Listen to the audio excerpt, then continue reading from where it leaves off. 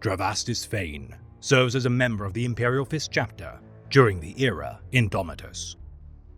Prior to his captaincy of the chapter's fifth company, the Heralds of Truth, this scion of Rogel Dawn uncovered a prophecy within the archives of the vast fortress monastery, the Phalanx. Poring through the tomes of the Scriptorum Ascenda, Dravastis unearthed his Primarch's research that the influence of chaos had set in deep within the Imperium's domains. Bringing his findings to the then chapter master, Vorn Hagen, their attempt to decipher the intentions of chaos would be interrupted by Abaddon the Despoiler's 13th Black Crusade. Losing much of his research during the battle to defend Cadia, Fane's obsession to bring light to the ruinous power's corrupting influence of the Imperium would be thwarted. Searching far-flung worlds in order to retrieve corroborative information for his research, Fane's personal mission would be further complicated with his succession from his predecessor, Captain Eurykos Tor, following his death on the world of Gear.